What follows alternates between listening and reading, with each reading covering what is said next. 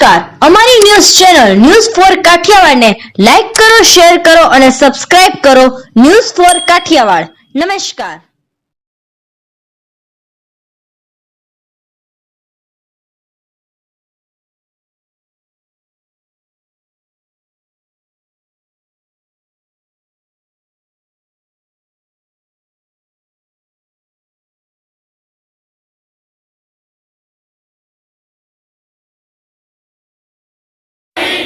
Hospital ખાતે doctor અને nursing staff પર હુમલો કર્યાનો કિસ્સો બન્યો હતો. દર્દીના પરિજનો દ્વારા હુમલો કર્યાનો કિસ્સો બનવા પામતા ડોક્ટર અને નર્સિંગ સ્ટાફ દ્વારા હડતાલ પર ઉતરી વિરોધ કરાયો હતો.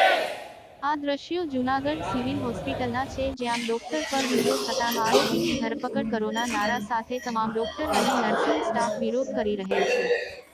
જૂનાગઢ સિવિલ હોસ્પિટલમાં સારવાર હેઠળના દર્દીઓ હસ્ત્રીની સારવાર દરમિયાન મોત નીપજ્યું હતું. બાદમાં મૃતકના પરિજનો દ્વારા ડોક્ટર અજયભાઈ તથા ડોક્ટર જીતુભાઈ તેમજ સ્ટાફ નર્સ કર્મદીપ પરમારને માર મારેલ હોવાનું બહાર આવ્યું હતું અને આ ત્રણેયને સારવાર અર્થે જૂનાગઢ સિવિલ હોસ્પિટલમાં દાખલ કરાયા હતા અને બનાવ બન્યાની તુરંત તમામ ડોક્ટરો અને નર્સિંગ સ્ટાફ હડતાલ પર ઉતરી ગયેલ હતો. પોલીસે ત્વરિત કાર્યવાહી હાથ ધરી છે અને 3 જેટલા લોકોને રાઉન્ડ અપ કર્યા છે અને મામલો થાળે પાડ્યો છે અને વધુ તપાસ હાથ ધરી હોવાનું જાણવા મળ્યું છે.